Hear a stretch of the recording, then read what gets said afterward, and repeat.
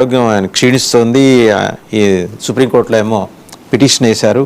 చలో సంసద్ నిరసనకి పిలిపించారు. ఓ పక్క అదే రోజు ప్రముఖ గౌరవ ఉగ్రవాది ఆయన మిర్వైజ్ ఉమర్ ఫరూక్, అలాగే గౌరవ ముఖ్యమంత్రి ఆయన ఒమర్ అబ్దుల్లా వీళ్ళందరూ కలిసి అక్కడ ధర్నా చేస్తున్నారు జంతర్ మంతర్లో. అదే రోజు వీళ్ళు చలో సంసద్. ఇదంతా ఏంటంటే కాన్స్పిరసీ. ఇంకోటి అసలు మనం కీలకమైన విషయం మర్చిపోతున్న విషయం ఏంటంటే బృందాకారత్వను CPM general secretary MA Baby వెళ్ళి చైనా ఎంబసీకి వెళ్ళి అధికారులతో మాట్లాడేదో బయటకు వచ్చారు. సరే, మళ్ళీ వాళ్ళు పార్టీ ఫండింగా లేకపోతే ఇతరత్ర అంశాలా లేకపోతే ఏమైనా కాన్స్పిరసీ థియరీ ఏమైనా నడుస్తుందా? వీటన్నిటి నేపథ్యంలో ఈసారి జరగబోతున్న పార్లమెంటు సమావేశాలకు ముందు ఏమన్నా విపరిణామాలు చోటు చేసుకోబోతున్నాయని ఒక అనుమానం వస్తుంది సాయి గారు. యాక్చువల్లీ ఇప్పుడు ఈ ఇష్యూ గురించి మాట్లాడే ముందు సార్, జీన్ షార్ప్ అనే ఒక పొలిటికల్ సైంటిస్ట్ ఉంటాడు. అతను అమెరికన్ సైంటిస్ట్, పాలిటిక్స్ మీద పూర్తి అవగాహన కలిగినటువంటి వ్యక్తి. అవగాహన అనే కంటే కూడా దాని మీద కొంచెం రీసెర్చ్ చేసినటువంటి వ్యక్తి. అతను ఒక బుక్ రాశాడు. అసలు ప్రజాస్వామిక పద్ధతుల్లో ప్రజాస్వామ్యయుతంగా ఎన్నికైనటువంటి ప్రభుత్వాల్ని ఎలా గద్దె దించాలి అనే అంశం మీద. ఈ జీన్ షార్ప్ థియరీనే డీప్ స్టేట్ అని చెప్పబడేటువంటి ఒక రసుర సామ్రాజ్యం అంతా కూడా అన్ని ప్లేసుల్లో దీన్ని మెయిన్ గా అన్వయించుకుంటూ దాన్ని అమలు పరుస్తూ ఉంటారు. అందులో మేజర్ గా ఒకటి ఏంటంటే ప్రజాస్వామ్యయుతంగా కనబడేటువంటి ఉద్యమాల పేరు చెప్పి ఆ ప్రజాస్వామ్యయుతంగానే నిరసనలు తెలుపుతాం.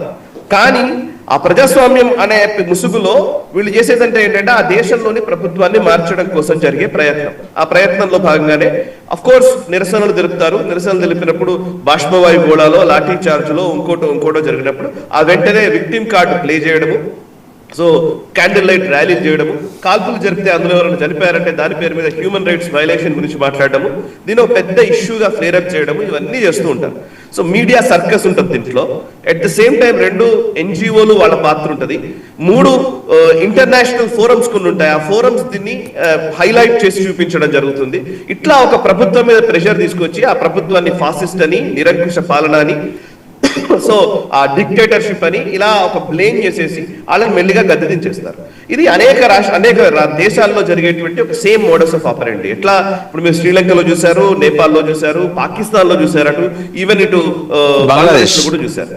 సో ఎవరికైతే ఆ డీప్ స్టేట్ లేదా వెస్టర్న్ కంట్రీస్ కి అనుకూలమైనటువంటి వ్యక్తులను తీసుకొచ్చి ఇక్కడ ప్రభుత్వాలు ఏర్పాటు చేసుకొని వాళ్ళకి కావాల్సినటువంటి పాలసీలు తయారు చేసుకోవడం, దిస్ ఇస్ అ థియరీ.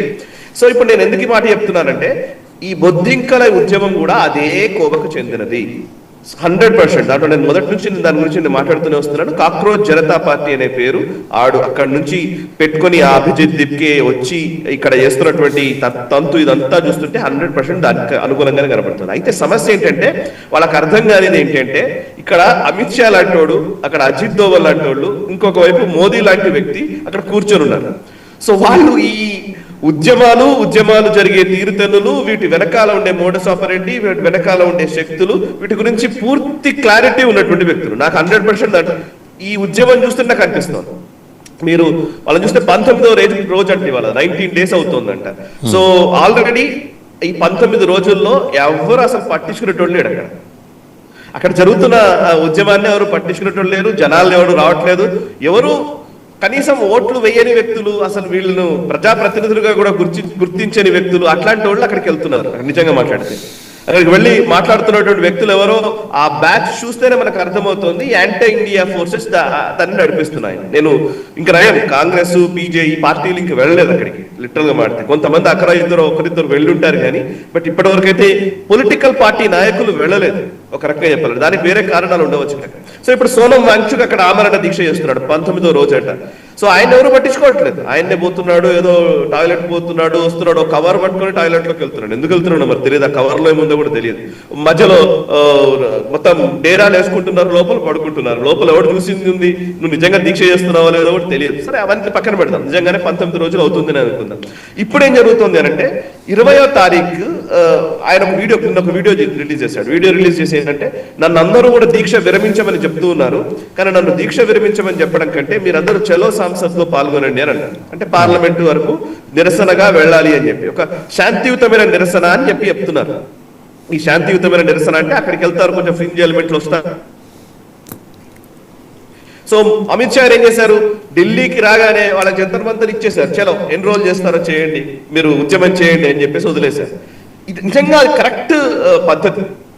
ఎన్ని రోజులు ఉద్యమం చేస్తారో చూద్దామని. వాళ్ళ వాళ్ళ వాళ్ళ నిజంగా 2 million వచ్చారు, 3 million ఫాలోవర్స్ వచ్చారు, 20 million ఫాలోవర్స్ వచ్చారు, 30 million ఫాలోవర్స్ వచ్చారు, ఇవన్నీ చెప్పారు కదా ఇంతకుముందు. బీజేపీ కంటే ఎక్కువ మంది ఫాలోవర్స్ ఉన్నారని. మరి అక్కడ ఎందుకు కనబడట్లేదు జంతర్ మంతర్ దగ్గర? సో నిరసన ఉద్యమము ఇవన్నీ బయట కనబడుతున్నవే, ఇదంతా సోషల్ మీడియా ఉద్యమంగా నడుస్తుంది. సో బొద్దింకలకు వాటి స్థాయి ఏంటో చూపిస్తున్నారు నరేంద్ర మోదీ లేదా అమిత్ షా గారు.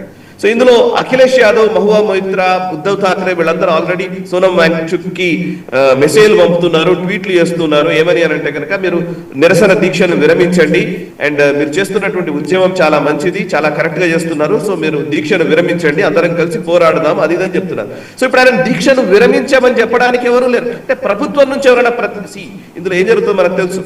నిరసనలు తెలుపుతుంటారు, నిరసన తెలిపినప్పుడు ప్రభుత్వం దాని మీద సీరియస్ గా స్పందించి వాళ్ళు ఏదో కొంచెం పోలీసులను పంపించి బలవంతంగా వాళ్ళకి సెలైన్ లెక్కించి బలవంతంగా హాస్పిటల్ తీసుకుపోవడము చేస్తే దాన్ని బేస్ చేసుకుని వాళ్ళకి నిజంగా హాస్పిటల్కి వెళ్ళాలని ఉంటుంది, నిజంగా దీక్ష విరమించాలని ఉంటుంది, కానీ ప్రభుత్వం బలవంతంగా చేయించింది అని చెప్పి ఉద్యమం నిర్మిద్దామని అనుకుంటున్నారు.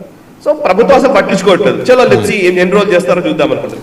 మీడియేషన్ పంపిస్తారు. మామూలుగా అయితే ప్రభుత్వం ఏం చేస్తుంది, ఎవరో మంత్రుల్లో ఒకరిద్దరు నాయకుల్ని మీడియేషన్ కోసం పంపిస్తారు, చర్చలు జరపండి అని చెప్పి. ఎవరు రావట్లేదు ప్రభుత్వం నుంచి, చర్చలు జరపడానికి కూడా ఎవరు రావట్లేదు.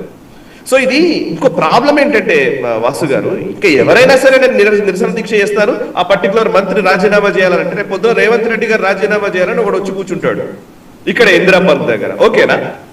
ఎన్ని రోజులు కూర్చుంటారు అంటే ఇక ప్రతి ఎలక్టెడ్ గవర్నమెంట్ కి ఎవరిని నియమించాలి, ఎవరు ఉండకూడదు అనేది ఒక హక్కు ఉంటుంది, అధికారం ఉంటుంది, ఇవన్నీ ఉంటాయి.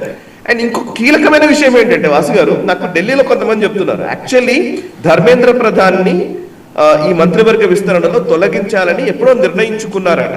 యాక్చువల్లీ ఈ సిజేపీ ఉద్యమం తీసుకొచ్చిన తర్వాత దాన్ని ఆపారట, హోల్డ్ చేశారు. లిటరల్లీ నాకు ఒక ఆయన చెప్పాడు, ఎందుకు అని అంటే హోల్డ్ చేశారు. ఎందుకంటే వీళ్ళకి తెలిసి కూడా నిజంగా ధర్మేంద్ర ప్రధాన్ ఎలాగో తీస్తారని తెలిసి వీళ్ళు వచ్చి ఉద్యమం చేసి మా వల్లనే ధర్మేంద్ర ప్రధాన్ని రాజీనామా చేయించాము, మేము చూసారు ఆయన్ని తొలగింప చేపిస్తామని చెప్పేసి